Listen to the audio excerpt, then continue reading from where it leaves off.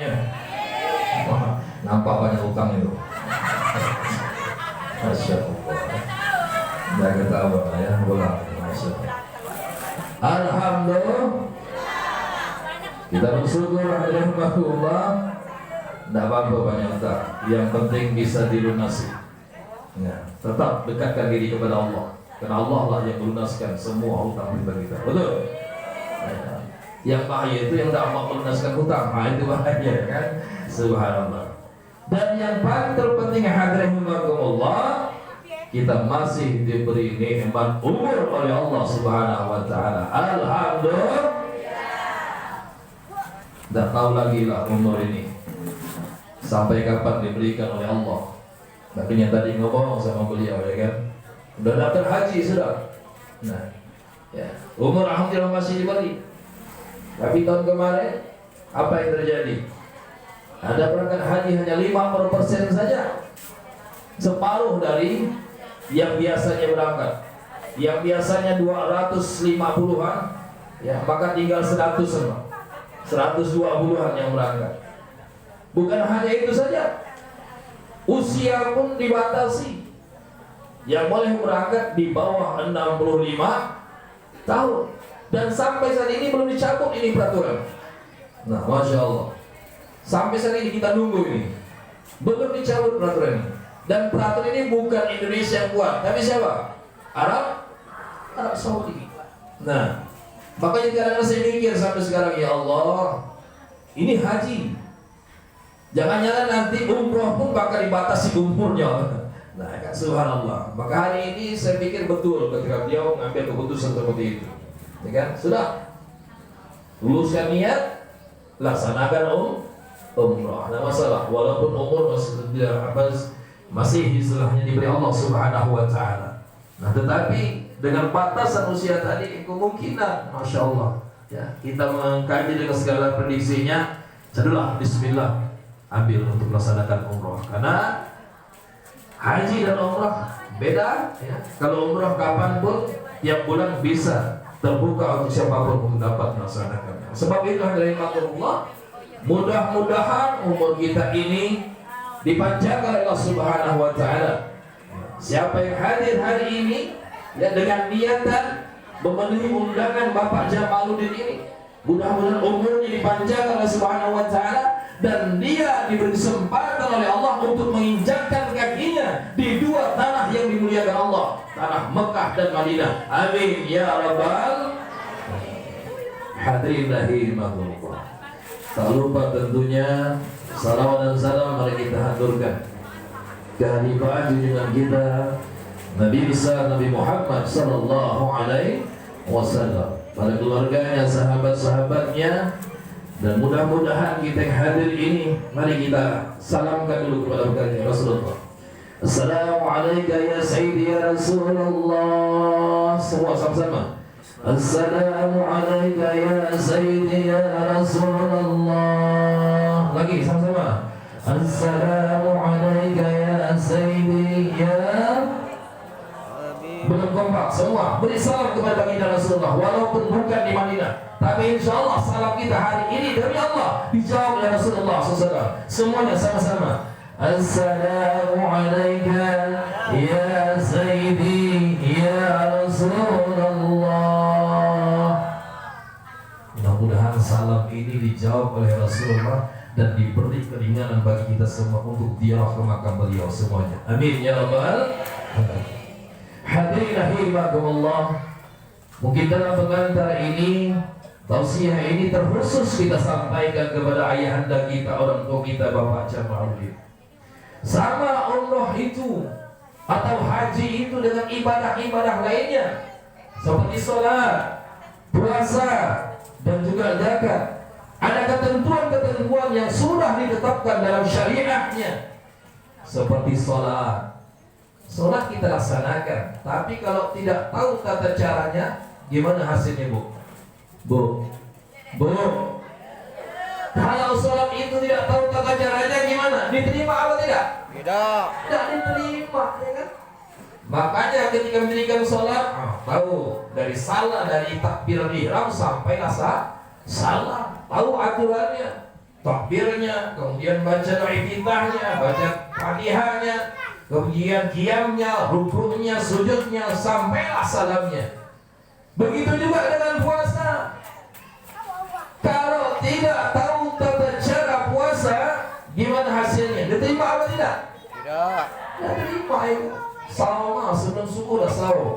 Jam 12 buka ambil. Kira-kira sempurna dah puasanya, batal puasanya. Betul? Nah, begitulah dengan pelaksanaan ibadah haji ataupun umrah. Tidak hanya pergi-pergi begitu saja. Ada aturannya, ada tata caranya yang harus dikerjakan. Sehingga umrahnya insya Allah itulah yang dikatakan mabrur wa mabrurah. Haji atau umrah yang diterima oleh Allah. Makanya ini saya ingatkan kepada Bapak Ibu sekalian, walaupun hanya untuk melaksanakan umrah, jangan dianggap remeh. Umrah itu gampang, masih berat haji, jangan. Ya, sama haji pun ada mabrur atau mabrurahnya, umrah pun sama. Maka ini mesti sampaikan kepada jamaah sekalian. Mungkin ada yang akan melaksanakan umrah di bulan-bulan berikutnya. Ya. Karena ini menjadi rahasia Allah Subhanahu wa taala, tidak semua diterima. Ada juga dikatakan apa? Mardud. Mardud itu apa? Ditolak. Bayangkan betapa ruginya ya ketika umrah yang kita laksanakan sudah mengeluarkan dana, sudah mengorbankan tenaganya, tetapi apa yang terjadi? Mardud. Apa mardud? Ditolak. Naudzubillah min. Betapa banyak ketika manusia atau orang-orang melaksanakan umrah, diucapkan talbiyah di hadapan Allah, labbaik Allahumma labbaik, labbaik la syarika lak labbaik, innal hamda wan ni'mata lak wal mulk la syarika lak. Ternyata apa Bapak sekalian? Ada dua jawaban dari Allah. Ada jawaban yang pertama, labbaik kata Allah, aku terima kedatangan. Jam duduk jam. Ibu-ibu leher panjang melihat saya. Jatuh. Saya itu belas ibu baru begini. Kalau saya duduk sana boleh Bu ya? Boleh, saya punya kursi ya. Saya malas ke ibu mungkin ya. Sini Ustaz, sini Ustaz. Biar nyaman yang makan minum dengan. Karena niatkan untuk menuntut ilmu. Saya tidak sia-sia, ibu datang, bapak datang, tidak sia-sia juga dapat ilmu semuanya. Amin ya rabbal alamin. Nah, hadirin, sebab itu diucapkan ini. Ketika seorang itu mengucapkan talbiyah itu, labbaik Allahumma labbaik, dia datang, ya Allah, aku datang memenuhi panggilanmu ya Allah. Ada dua jawaban dari Allah. Mohon maaf. Apa jawaban pertama? Labbaik, aku terima kedatangan wahai hambaku. Alhamdulillah. Tapi ada jawaban yang kedua yang kita tidak ingin itu mendengarnya. Apa?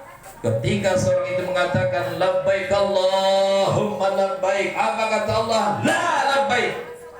Tidak aku terima kedatanganmu. Naudzubillah min. Maka hadirin rahimakumullah, maka perlulah ketika kita belum berangkat itu pahami benar-benar, ya, pelajari benar-benar. Jangan sampai nanti mau berangkat langsung pergi saja. Balik pakai kopiah putih, dipanggil haji. Kalau umroh panggil aku nih. Udah apa umroh ya lah ya. Yang penting umroh. Nah, hadirin rahimakumullah, maka yang sedikit ini kita khususkan kepada ayahanda kita Pak Jamaluddin. Maka hadirin rahimakumullah, dari sekian manasik yang harus dijaga, maka ketika siapapun yang akan melaksanakan haji atau umroh, yang paling utama adalah jaga rukunnya umroh. Sama dalam sholat. Sholat itu ada rukunnya, ada yang wajibnya, ada yang sunnahnya, kan begitu? Ya kan? Kalau yang sunnah tinggal tak masalah, ya kan? Tapi kalau yang wajib yang tinggal, nah bahaya. Begitu juga dalam umroh ini, ada amalan-amalan wajibnya, ada amalan-amalan sunnahnya, tapi yang paling utama yang jaga adalah ini kita sampaikan pesan ke orang tua kita. Apa yang harus dijaga? Yaitu rukun daripada umrohnya. Itu yang harus dijaga. Ustaz, apa rukunnya itu Ustaz? Nah, sama-sama kita ingatkan saat ini. Hadirin rahimakumullah. Jadi rukun umroh yang harus dijaga ada 5 ini, ya. Maka 5 ini kami sampaikan kepada ayahanda kami Pak Jamaluddin, jaga 5 rukun ini. Kalau 5 rukun ini dijaga dan kemudian bisa mengambil hikmahnya, saya yakin insya Allah itu akan mendapatkan predikat mabrur di hadapan Allah Subhanahu wa taala. Amin ya rabbal alamin. Nah, apa 5 ini? Hadratullah. Rukun yang pertama adalah niat ihram. Nah, niatnya ini. Yang kedua apa? Pelaksanaan tawaf. Tawaf umroh namanya. Yang ketiga apa? Sa'i umroh namanya. Yang keempat apa? Tahallul umrah. Dan yang kelima tertib. Nah, sebenarnya hanya 4 saja, tapi yang kelima juga menjadi sah atau tidak sahnya daripada pelaksanaan umrah. Makanya Imam Syafi'i memasukkan rukun yang kelima adalah tertib. Sebab kalau tidak tertib, tidak urutan, berarti tidak sah umrohnya. Melihat tawafnya itu ramai kan, udahlah kita sa'i ya dulu gitu. Udah sa'i bawa umroh, berarti tidak tertib, batal umrohnya. Makanya tertib itu menjadi rukun dalam pelaksanaan umroh. Nah, hadirin Allah. Maka yang pertama apa? Niat ini. Jadi kalau kita jelaskan luas sekali, tapi ini sekilas saja. Maka yang pertama kepada Bapak Jamaluddin, orang tua kita, niatkan ini. Ketika sudah sampai di miqatnya, maka ucapkanlah labbaik Allahumma umrah. Nawaitul umrata wa ahramtu biha lillahi ta'ala. Minimal tadi labbaik Allahumma umrah. Nah, di mana itu melekatnya? Nah, nanti kita manasiknya luas. Tapi minimal yang pertama adalah memasang niat. Dan itu bukan hanya zahiriyah saja, tapi masukkan niat itu menjadi dalam batiniyahnya. Rahimakumullah. Diingatkan oleh Allah Subhanahu wa taala, wa atimul hajja wal umrata lillah. Maka apa kata Allah? Sempurnakan hajimu, sempurnakan umrahmu. Niatnya bukan karena yang lain, tapi niatnya karena mencari ridho Allah. Dia tuh Bapak, lillah. Wa atimul hajja wal umrata lillah. Sama kita salat zuhur, usalli fardhu dhuhri al-barakatin mustaqbilal qiblati apa? Ma'muman lillahi ta'ala. Kita niat puasa, ujung-ujungnya apa? Lillah.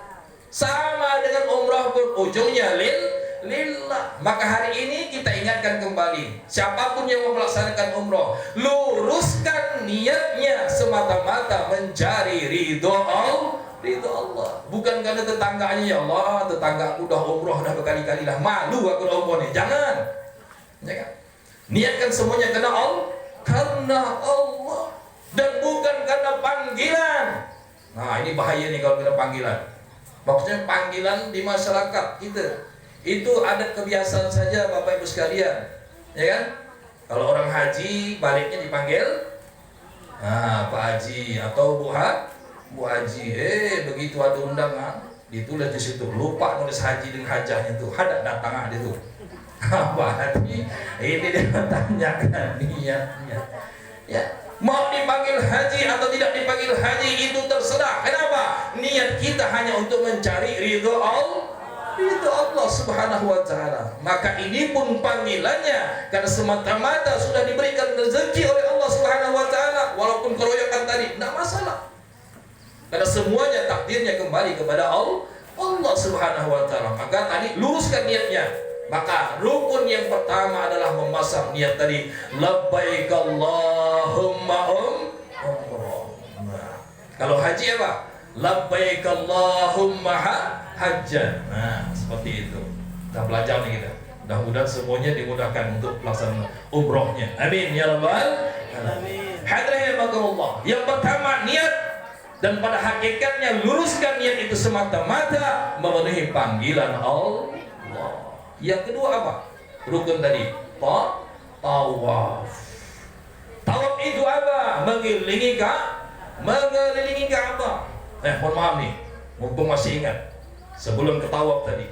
Ketika melaksanakan niat tadi, ya, Bapak Ibu yang akan melaksanakan umroh ini, dia ucapkan labbaik Allahumma umroh. Apa pakaiannya? Apa pakaian seperti ini? Tidak. Terutama yang laki-laki, mohon maaf. Kalau ibu-ibu mungkin masih seperti ini, tapi niatkan itu pakaian ihram. Nah, wajahnya, kakinya tidak boleh tertutup. Wajahnya dan telapak tangannya yang tidak boleh tertutup. Tapi yang lebih ekstrim lagi adalah hari bapak-bapak. Sebelum dia memasang niat tadi, dia sudah lihat pakaiannya. Apa pakaiannya, Pak? Pakaian ihram. Hanya pakaian itu saja yang melekat di badan itu, 2 helai Bapak Ibu sekalian. Ini terasa bagi bapak-bapak. Hanya 2 helai saja pakaiannya. Kain yang atas dengan kain yang bawah. Mohon maaf, selain 2 helai itu tidak ada lagi pakaian yang melekat. Tidak ada lagi baju dalam, tidak ada lagi ban dalamnya, tidak ada lagi. Paham ban dalam tuh? Kan gitu. Kalau saya sebutkan langsung bahaya, kan gitu kan? Subhanallah. Kalau masih ada ban dalamnya, kena dam. Bayar dam lagi karena tidak sempurna ihramnya. Jadi ketika dia ucapkan labbaik Allahumma umrah, yang dia pakai itu hanya 2 helai tadi, Bapak sekalian. Tidak ada warna-warna seperti ini. Hanya 2 kain saja, 2 helai saja. Itu artinya apa? Alhamdulillah. Niatkan saat itu siapapun yang akan melaksanakan umrah.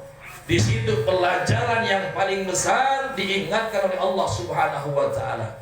Saya mau tanya Bapak Ibu sekalian, kain ihram tadi, ya, yang 2 helai itu, ketika sudah balik haji, dia merasa sayang, ya Allah, ini kain ini mahal nih. Dibawanya lah berpakaian ke pasar. Kira apa yang terjadi? Ibu-ibu udah begini-gini dah, ya kan? Tak pantas dibawa ke pasar. Dia balik umroh, mahal nih umroh nih. Rugi kalau udah dipakai, dibawanya ke pantai. Makin jadi kalau dibawa ke pantai. Apa pula ini kan? Dibawa ke kantor, cocok apa tidak pakai itu? Tidak akan cocok, mulai yang begini dah katanya. Ya kan? Halus benar katanya tuh. Ngomong siadak tapi tangan sudah begini. Dibawa kemanapun ini pakaian tidak cocok Bapak Ibu sekalian. Tapi hanya satu yang cocok. Dibawa kemana? Ketika umurnya, nyawanya sudah diambil oleh Allah Subhanahu wa taala, baru mencari mana ihramnya, pakaikan ihramnya, karena saat itulah cocok dikenakan kepada yang namanya orang yang sudah mati. Maka ketika Bapak Ibu yang melaksanakan umroh, sesungguhnya dia sudah belajar mematikan dirinya di hadapan Allah Subhanahu wa ta'ala. Mengingatkan dirinya ini, yang ditinggalkan keluarganya, yang ditinggalkan harta bendanya, semuanya itu akan ditinggalkan dan dia pasti akan menghadap Allah Subhanahu wa ta'ala. Maka ketika pakai ihram itu, ingatlah kita semua kembali kepada Allah. Kullu nafsin dha'iqatul maut. Semua yang bernyawa pasti akan menghadap Allah, akan mati. Sama dengan kita hari ini, walaupun kita tidak umroh, Bapak Ibu sekalian, semuanya pasti akan mati. Yang tua mati, yang muda, yang kaya mati, yang miskin, yang kecil mati, yang besar, mati semua. Tapi tahu diri lah, yang tua-tua lah dulu, kok yang muda. Masya Allah, mencengkit mah nyaman. Subhanallah. Jadi yang pertama adalah niat. Tapi yang terpenting adalah memahami makna niat yang ketiga dilaksanakan. Sesungguhnya ketika masang niat, dia pakai ihram, dia ingat kepada Allah Subhanahu wa taala, kapanpun dimanapun dia pasti akan kembali menghadap Allah Subhanahu wa taala. Nah, yang kedua, apa rukun yang kedua? Pelaksanaan tawaf. Tawaf itu apa? Mengelilingi Ka'bah. Berapa banyak mengelilingi Ka'bah? 7 kan? 7 kali. Mutarnya itu dari kiri dulu ke kanan. Nah, berawalan dengan arah jarum jam. Berikan dulu ini, berikan yang minum dulu ini. Kalau udah habis diribut nih.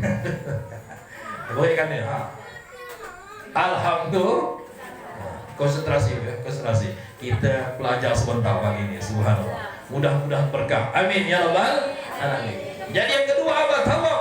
Mengapa 7 kali yang rahimakumullah. Dan kita sampaikan kepada beliau. Kita doakan mudah-mudahan bukan hanya tawaf umroh saja. Ada tawaf yang disunahkan, kapanpun boleh dilaksanakan. Nah, kalau umroh hanya 1 hari selesai. Tapi kita doakan beliau, mudah-mudahan setiap berangkat menuju Masjidil Haram, masuk ke dalamnya bisa melaksanakan tawaf sunnah. Amin ya rabbal alamin. Kenapa? Karena di Masjidil Haram itu tidak ada tahiyatul masjid. Nah, kalau kita ya masuk masjid itu kan tahiyatul masjid, sunnah kan seperti itu. Baru salat-salat sunnah yang lainnya. Tapi kalau masuk Masjidil Haram itu tidak ada salat tahiyatul masjid. Yang ada apa? Diganti dengan tawaf sunnah. Nah, makanya kita doakan mudah-mudahan beliau setelah melaksanakan umrohnya itu selesai, maka hari-harinya ketika pergi ke Masjidil Haram bisa melaksanakan tawaf sunnahnya. Amin ya rabbal. Bayangkan Bapak sekalian, kenapa saya sampaikan ini? Kata Rasulullah SAW, setiap hari itu di Masjidil Haram itu 120 rahmat Allah diturunkan di Masjidil Haram. 120 rahmat ini dibagi lagi. Apa baginya? 60 rahmat itu khusus diberikan kepada yang melaksanakan tawaf sunnah. Yang 40-nya yang melaksanakan amalan-amalan sunnah. Yang 20-nya ada dia berzikir, ada dia baca Al-Quran. Ternyata yang banyak yang mana? Yang tawaf sunnah. Bayangkan 60 rahmat porsinya itu diberikan oleh Allah Subhanahu wa taala. Makanya ini amalan mudah-mudahan bisa dilaksanakan beliau. Mudah-mudahan diberikan kesehatan. Amin ya rabbal alamin. Nah, hadirin rahimakumullah. Kita bukan hanya membayangkan tawaf saja, tetapi sungguh ketika melaksanakan tawaf itu bayangkan pada diri kita ini. Hadirin rahimakumullah. Saya coba biasa tamsilkan Bapak Ibu sekalian. Tawaf itu kenapa harus kita perbanyak dengan tawaf sunnahnya? Ibaratnya kita membuat air kopi. Tahu ya air kopi, Bu? Nah, hari ini bukan air kopi. Ada ya air kopinya, ada ya. Masya Allah. Ya. Air kopi itu kita ambil gelasnya. Begitu sudah kita ambil gelasnya, kita masukkan apa? Gulanya. Nah, habis gulanya apa lagi? Kopinya. Habis itu masukkan apa lagi? Airnya. Udah itu apa lagi? Diaduk. Coba kalau udah Bapak aduk tuh, manis tak? Ada manis sejam ditunggu pun, ya. Begitu diminum pada rasanya tuh pahit malah, ya kan? Betul? Tapi begitu ibu ambil gelas, masukkan gulanya, masukkan kopinya, masukkan air panasnya, kemudian diaduk. Apa cuma 1 kali ngaduknya? Tidak. 2 kali? Tidak. 3 kali? Berkali-kali. Pasti ibu aduk berkali-kali kan? Betul? Sampai gulanya menyatu, sampai kopinya menyatu, diaduk sebanyak-banyaknya. Begitu diminum, lezatnya, nikmatnya luar biasa. Begitulah orang-orang yang tawaf. Maka ketika siapapun yang melaksanakan umroh, dia bayangkan ketika tawaf itu, ya Allah ya Rabb, dosa mataku banyak ya Allah, dosa lisanku banyak ya Allah, dosa panca inderaku ini banyak ya Allah, dosa tanganku ini banyak ya Allah, dosa kakiku ini banyak ya Allah. Maka aku tawaf memutari Ka'bahmu ya Allah. Maka semakin banyak kita tawaf itu, hadirin rahimakumullah, seperti kita mengodak air kopi tadi, yang awalnya pahit kopi itu, tapi begitu akhirnya diminum menjadi manis. Begitulah orang yang tawaf. Maka sebanyak dia tawaf, mudah-mudahan dengan asbab tawafnya semua dosa-dosanya diampunkan oleh Allah Subhanahu wa taala, sehingga yang muncul adalah manisnya ibadah. Makanya itulah kenapa diperintahkan untuk memperbanyak tawaf. Agar apa? Melebur dosa-dosa ini. Mungkin dosa ini tidak hanya di sini saja, mungkin tidak sanggup untuk diampunkan di tanah airnya, dia harus dibawa menuju tanah yang dimuliakan oleh Allah. Mungkin di sana untuk melebur dosa-dosanya. Maka mohon maaf, Saya sering sampaikan, kalaulah kita berangkat haji atau umroh, kadang-kadang mulai kita bangga, oh alhamdulillah saya sebagai tamu Allah. Jangan dulu. Mungkin apa? Mungkin dosanya berlimpah di dalam tubuhnya sehingga hanya cukup untuk ditenai. Dia harus minta ampun di tanah yang dimuliakan oleh Allah. Seperti itu. Jangan kita merasa ada bangga. Bersyukur memang, tetapi di sanalah kesempatan bagi kita untuk melebur semua dosa-dosa yang ada di tubuh ini. Maka ketika tawaf itu, ya Allah, ampunkan dosa mata hamba ya Allah, ampunkan dosa lisan hamba ya Allah, ampunkan dosa hati saya hamba, ampunkan dosa kesalahan saya dengan orang tua saya ya Allah, ampunkan dosa saya dengan tetangga saya ya Allah, ampunkan dosa saya dengan anak-anak saya ya Allah, ampunkan dosa saya dengan siapapun saya berbuat kesalahan ya Allah. Lebur ketika tawaf di sana mengelilingi Ka'bah, insyaallah diampuni oleh Allah. Hadrahimakumullah. Itulah maknanya ketika tawaf. Kemudian yang ketiga apa? Rukun yang harus dijaga adalah sa'i. Sa'i itu apa? Dari Bukit Sofa ke Bukit Marwah. Berapa kali, Bu? Berapa kali? 7 kan? 7 kali. Takut ibu jawabnya. 7 kali. Salah pun masalah. Mana enggak belajar? Tadi kan kita niat belajar, betul? Nah, 7 kali. Sebab ada yang salah dulu, 14 kali dulu. Kenapa salah ngitungnya? Dihitung dari Sofa ke Marwah, balik lagi ke Sofa, itu 1 kali dihitungnya. Jadi 14 kali jadinya. Oh, selesai. Masyaallah. Kasih tanggal kakinya itu, Pak. Ya kan? Jadi yang benarnya itu apa? Dari Sofa ke Marwah, 1, Marwah ke Sofa 2, Sofa ke Marwah 3, Marwah ke Sofa 4, Sofa ke Marwah 5, Marwah ke Sofa 6, Sofa ke Marwah 7. Di awal di Sofa, diakhiri di Marwah. Nah itu 7 kan? 7 kali. Maka hadrahimakumullah, kenapa ini menjadi rukun? Baik itu dalam hajinya maupun umrohnya. Ternyata di situ adalah pelajaran yang berharga yang diberikan oleh Allah Subhanahu wa taala. Agar supaya apa? Agar kita umat Nabi Muhammad ini jangan melupakan sejarah. Siapa dulu yang melaksanakan itu? Dari Sofa dan Marwah ini, hadrahimakumullah, kembali kita sejarah. Itu dilakukan istri tercintanya Nabi Ibrahim alaihissalam. Siapa? Siti Hajar. Bayangkan ditinggalkan suaminya di tempat yang sepi. Saat itu Mekah belum ada siapapun penghuninya. Nabi Ibrahim ketika itu sampai di Masjidil Haram, sampai di Ka'bah. Mohon maaf, baru hanya Ka'bah baru yang ada. Ya, belum ada seperti yang sekarang ini masjid yang megah itu, belum ada. Sampai di situ tiba-tiba Nabi Ibrahim diperintahkan lagi oleh Allah, balik ke Ibrahim, dakwahkan agamamu di tempat tinggalmu. Maka dia ngomong sama istrinya Siti Hajar dan anaknya yang masih kecil. Siapa anak ini? Nabi Ismail. Maka dengan ridho Allah Subhanahu wa taala dia mohon izin kepada istrinya, ditinggalkan Bapak Ibu sekalian. Masya Allah. Adalah kira-kira istri yang berani seperti ini. Di tempat yang sepi, tidak ada penghuninya saat itu, Nabi Ibrahim karena ini perintah Allah, terpaksa harus meninggalkan Siti Hajar dan anaknya yang masih kecil ini. Kembali Nabi Ibrahim ke Palestina, sementara Siti Hajar ditinggalkan di Ka'bah saat itu. Hadirin rahimakumullah, apa yang terjadi?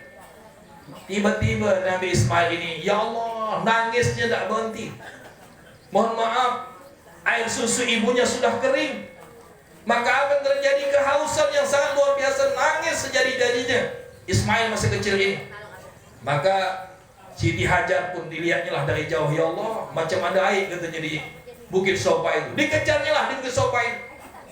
Tahu-tahu bukan air, tapi hanya pantulan panas saja. Kalau kita di aspal, Pak, ya, biasa kita kalau tengah hari itu, wah, macam ada air, ya kan? Nah, tapi begitu dekatnya bukan air, itu hanya pantulan saja. Ini saking sudah bingungnya Siti Hajar, sementara anaknya menangis ini. Dia ikhtiar terus, dia kerja keras terus untuk mencari air saat itu. Karena tidak mendapatkan air sedikit pun. Dilihatnya lagi dari jauh di Bukit Marwah, seolah-olah ada air di atas jalan itu. Dikejar lagi ke Marwah. Tahu-tahu bukan air, tapi hanya pantulan panas saja. Sampai 7 kali Siti Hajar ini, ya Allah, bolak-balik Bapak sekalian untuk mencari air agar anaknya tidak kehausan. Tapi 7 kali itu tidak mendapatkan sedikit pun air. Dia berdoa kepada Allah. Allah Subhanahu wa taala. Sudahlah, ikhtiar sudah dilaksanakan. Berdoa kepada ya Allah, mudah-mudahan mendapatkan air. Apa yang terjadi? Usahanya itu tidak mendapatkan air, tapi asbab anaknya yang bertangisan tadi, Bapak Ibu, Nabi Ismail tadi yang masih kecil tadi itu bertangisan, kakinya itu dihentak-hentakkannya ke tanah. Begitu dihentak-hentakkan tanah begini, biasa kan nangis ya, anak kecil itu kan kakinya udah diam tuh. Dengan izin Allah, hentakkan kaki Ismail itu, keluar airnya, subhanallah. Maka dilihat oleh Siti Hajar ini, ya Allah, ada air ini. Maka dengan tangannya dia, apa bahasa gitu tuh Pak ya, dikepung gitu ya. Nah, zam-zam katanya bahasanya Pak. Zam-zam, agar air itu bisa menyatu. Gitu, zam-zam hanya air itu terus memuncak dan diminumlah oleh yang sedang hausan. Akhirnya hausnya pun hilang. Sampai sekarang itulah kita kenal dengan air zam-zam. Nah, nanti ke Bapak Pak Jamaluddin, kalau sampai ke sana banyak minum air zam-zam. Banyak minum air zam-zam.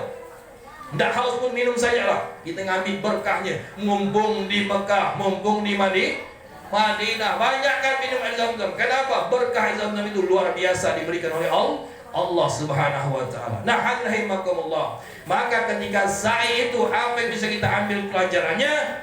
Sebagaimana pelajaran diberikan kepada Siti Hajar, itulah makna kehidupan di dunia ini. Apa maknanya? Yang pertama ada ikhtiar, yang kedua ada doa, yang ketiga ada tawakal. Maka dalam konsep hidup kita ini, ketika melaksanakan sa'i itu, ingatkan dalam diri kita, ya Allah, sesungguhnya inilah kehidupan dunia. Apa yang pertama? Kerja keras, ikhtiar. Tapi itu tidak cukup. Berentengi dengan doa kepada Allah Subhanahu wa taala. Kalau doa sudah dimunajahkan, maka hasilnya diberi atau tidak, kembalikanlah tawakkal Allah. Maka itu pelajaran orang yang ketika melaksanakan sa'i. Jadi jangan hanya berjalan ya. Wah, jauh gak ya? Wah, jangan gak ya? Jangan hanya itu saja. Tapi maknai ketika sa'i itu, inilah pelajaran kehidupan yang bisa kita ambil. Bentengi dirinya dengan ikhtiar, doa dan tawakal. Kalau bapak ibu di dunia ini sudah membentengi dirinya minimal 3 ini dalam kehidupan, insya Allah selamat dunia, selamat akhirat. Ada orang ya Allah kerja ya terus 24 jam tapi tidak pernah berdoa. Ada atau tidak? Ada atau tidak? Ada banyak. Ya kan? Dia menyangka kekuatan dia itulah, tidak merupakan kekuatan Allah. Naudzubillah min dzalik. Maka ketika sa'i, itulah makna kehidupan yang sesungguhnya. Nah, yang keempat, yang terakhir, apa rukun daripada umroh itu? Tahallul, bukan tahajud. Tahallul ya, bukan tahajud. Kalau tahajud itu tengah malam. Nah, sholat tahajud. Yang keempat atau yang terakhir itu adalah tahallul. Apa tahallul itu? Setelah melakukan tawaf, setelah melaksanakan sa'i, maka ditutuplah dengan tahallul. Begitu selesai sa'inya, dia ke belakang sedikit, dia ambil gunting, dia gunting rambutnya minimal 3 helai. Begitu dia sudah gunting rambutnya 3 helai, berarti selesailah pelaksanaan umrohnya. Kalau rambutnya belum digunting, berarti belum selesai umrohnya. Maka rahimakumullah, apa doa ketika tahallul? Allahumma ja'al likulli sya'rin nur yaumal qiyamah. Ya Allah ya Rabb, jadikan setiap helai rambutku ini ya Allah menjadi cahaya pada hari kiamat nanti ya Allah. Makanya disunnahkan bagi bapak-bapak tidak cukup hanya 3 helai saja. Kalau perlu gundulkan kepalanya. Nah, ya kan? Beliau, rambut pun mau habis.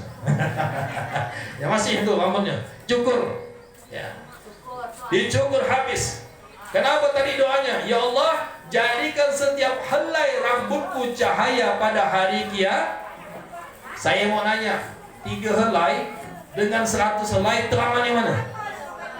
Yang 100 Setelah itu makanya udahlah, rambut kita ini mungkin tak terhitung berapa banyaknya kan, maka dicukur di sana. Maka mudah-mudahan setiap helai rambut yang dicukur itu nanti dia kiamat menjadi penerang menuju surganya Allah Subhanahu wa ta'ala. Nah, kalau berkenan nanti bagi siapapun yang umroh ketika tahlul lebih baik gundul.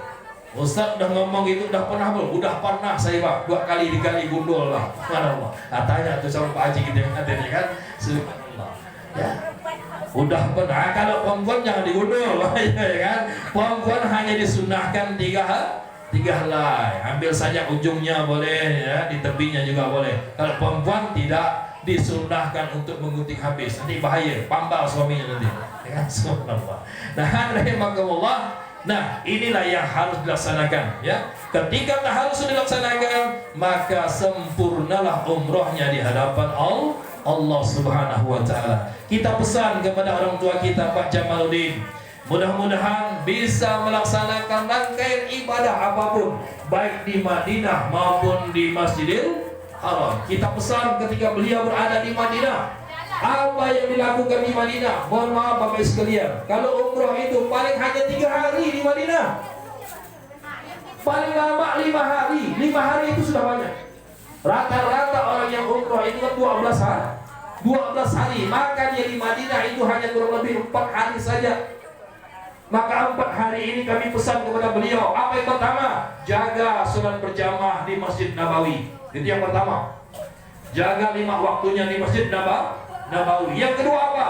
Perbanyak salawat kepada Nabi Muhammad sallallahu alaihi wasallam. Minimal Bapak yang paling pendek saja. Apa itu? Sallallahu ala Muhammad, sallallahu ala Muhammad, sallallahu ala Muhammad. Karena kita salawat di sini saja didengar oleh Rasul, apalagi berselawat di masjidnya Nabi.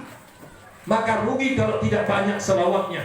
Yang ketiga apa? Kita doakan beliau, mudah-mudahan disehatkan badannya beliau ini, dapat masuk raudhah, taman surganya Rasulullah. Nah, biasanya kalau umroh itu Pak, itu diizinkan 1 kali mah. Nah, mudah-mudahan yang 1 kali ini beliau diberi kemudahan oleh Allah Subhanahu wa ta'ala. Amin ya rabbal alamin. Karena sekarang agak susah untuk masuk raudhah itu. Harus ada izin dari muaskarnya. Kalau sudah ada surat izin masuknya, maka bisalah masuk ke raudhah Nabi, taman surganya Rasulullah. Jadi tidak semua bisa masuk ke sana. Kita doakan beliau, mudah-mudahan dimudahkan ya Allah, bisa masuk, duduk, bisa beribadah di raudhahnya Rasulullah, taman surganya Rasulullah sallallahu alaihi wasallam. Amin ya rabbal alamin. Itu diantaranya rangkaiannya, dan mudah-mudahan bisa dimudahkan ziarahnya, ziarah ke baqi-nya, ziarah ke syuhadanya. Mudah-mudahan semua yang menjadi iktibar meningkatkan iman dan takwa kepada Allah Subhanahu wa ta'ala. Amin ya rabbal alamin. Alhamdulillah, mungkin hanya ini yang dapat kita sampaikan. Sedikit kita menghantar, ya, secara umum saja, siapapun nanti mudah-mudahan dimudahkan untuk bisa melaksanakan umroh. Ini kebetulan Bapak Ibu sekalian, saya pun juga diizinkan, ya, ada dengan kawan juga membuka travel umroh, tapi saya bagian manasiknya saja. Nah, yang administrasinya ada yang lain tentunya. Alhamdulillah, berangkat 2 hari yang lalu dari Ketapang ada sekitar 8 orang. Kita travel ala tour, ya. Itu pusatnya di Surabaya. Alhamdulillah kemarin 2 hari yang lalu berangkat, sekarang sedang berada di Madinah jemaahnya. Nah, silakan, mungkin ada yang berminat. Insya Allah Januari ini kita buka lagi. Kemudian yang kedua di bulan puasa, tapi agak mahal bulan puasa nih, tapi besar pahalanya, sama dengan pahala haji. Nah, ada juga nanti pasca Ramadan kita buka juga. Nah, kemungkinan 1 tahun itu ada 3 kali waktu yang kita buka. Ada 4 orang kita jalankan. Bulan Oktober kemarin alhamdulillah ada 3 orang. 3 orangnya kita berangkatkan. Nah, gabung dengan Pontianak, gabung dengan Surabaya. Alhamdulillah baliknya selesai. Nah, bulan ini Desember ini ada 8 orang yang berangkat. Kita doakan siapapun yang berangkat, termasuk beliau khususnya, diberikan kesehatan kemudahan Allah Subhanahu wa ta'ala, diberikan keselamatan, dan mudah-mudahan bisa melaksanakan semua rangkaian umrohnya sehingga kembali ke rumah, kembali ke tanah air, memperoleh predikat mabrur di hadapan Allah Subhanahu wa ta'ala. Amin ya rabbal alamin. Mari sama-sama kita doakan. Ada hadinya al-Fatihah. A'udzu billahi minasyaitonir rajim. Bismillahirrahmanirrahim. Alhamdulillahirabbil alamin. Rahmanirrahim. Maliki yaumiddin. Iyyaka na'budu wa iyyaka nasta'in. Ihdinas siratal mustaqim. Shiratal ladzina an'amta 'alaihim ghairil maghdubi 'alaihim waladdallin. Amin. A'udzu billahi minasyaitonir rajim. Bismillahirrahmanirrahim. Alhamdulillahirabbil alamin. Hamdan syakirin, hamdan na'imin. Hamdan yuwafi ni'amahu wa yukafi mazidah. Ya Rabbana lakal hamdu kama yanbaghi li jalali wajhika al-karim wa 'azimi sultanik. Allahumma salli ala sayyidina Muhammad wa ala sayyidina Muhammad salatan tunjina biha min jami'il ahwali wal afat wa taqbilana biha jami'il hajat wa tudahhilana biha min jami'is sayyi'at wa tarfa'una indaka 'ala ad-darajat wa tuwallina bi as-salawati min jami'il khairati fil hayati wa ba'da al-maut innaka 'ala kulli shay'in qadir. Allahumma iftah lana abwabal khair, abwabal barakah, abwabal ni'mah, abwabal maghfirah, abwabal salamah, abwabal afiyah, abwabal barakati, abwabal ghina, abwabal rizki, abwabal dunya, abwabal jannah. Allahumma ya Allah ya Rahman ya Allah ya Rahim. Hari ini ya Allah kami memenuhi undangan orang tua kami Bapak Jamaluddin yang insya Allah beliau akan menunaikan ibadah umrah ya Allah, memenuhi panggilan untuk melaksanakan umrah ya Allah ya Rabb. Untuk itu berkenan kami mohon mengangkat tangan ya Allah, memuja kepadamu, mohon kepadamu ya Allah ya Rabb. Berikan kesehatan kepada beliau ya Allah, berikan keselamatan kepada beliau ya Allah. Mudahkan perjalanan umrahnya ya Allah. Engkau mudahkan perjalanan ibadah umrahnya ya Allah. Sampaikan ya Allah beliau ke Makkah Al-Mukarramah ya Allah. Sampaikan beliau menjakan kakinya di Madinah Al-Munawwarah ya Allah.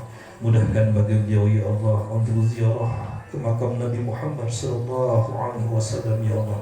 Mudahkan beliau untuk dapat melaksanakan salat berjamaah di Masjid Nabawi ya Allah. Mudahkan beliau dalam melaksanakan rangkaian umrah ya Allah. Mudahkan tawafnya ya Allah. Mudahkan sa'inya ya Allah. Mudahkan tahallulnya ya Allah. Ya Allah ya Allah, mudahkan beliau untuk dapat berdoa di tempat-tempat yang Kau ijabah segala doa ya Allah. Bagi kami yang hadir ini ya Allah ya Rabb, lapangkan dan luaskan rezeki kami ya Allah. Lapangkan dan luaskan rezeki kami ya Allah. Panggillah ya Allah wajah-wajah yang hadir ini ya Allah. Berikan kesempatan kepada kami ya Allah untuk dapat menjadi tamu-Mu ya Allah. Mudahkan kami untuk dapat melaksanakan ibadah haji ya Allah. Mudahkan bagi kami untuk dapat melaksanakan ibadah umrah ya Allah. Dan jangan Kau panggil, Kau ambil nyawa ini ya Allah sebelum kami dapat menginjakkan kaki kami ini di dua tanah yang Kau muliakan ya Allah, yaitu Makkah Al-Mukarramah dan Madinah Al-Munawwarah, tanah yang Kau muliakan. Rabbana wa taqabbal du'a'ana. Allahumma inna nas'aluka salamatan fid din wa 'afiyatan fil jasad wa ziyadatan fil ilmi wa barakatan fil rizqi, taubatan qabla al-maut, rahmatan 'inda al-maut wa maghfiratan ba'da al-maut. Allahumma hawwin 'alaina fi syakaratil maut wan najata minan nar wal 'afwa 'inda al-hisab. Rabbi ij'alna qimma as-salah min dhurriyyatina ya Allah. Rabbana wa taqabbal du'a. Rabbana atina fid dunya hasanah wa fil akhirati hasanah wa qina 'adzaban nar wa adkhilna al-jannata ma'al abrar ya aziz ya ghaffar ya rabbal alamin. Wa sallallahu ala sayyidina Muhammad wa ala alihi wa sahbihi wa barik wa sallim. Subhana rabbika rabbil izzati amma yasifun wa salamun alal mursalin walhamdulillahi rabbil alamin. Allahumma salli ala sayyidina Muhammad. Mohon maaf jika ada kesalahan akhir kalam. Wallahu muwaffiq ila aqwamit thariq. Assalamualaikum warahmatullahi wabarakatuh.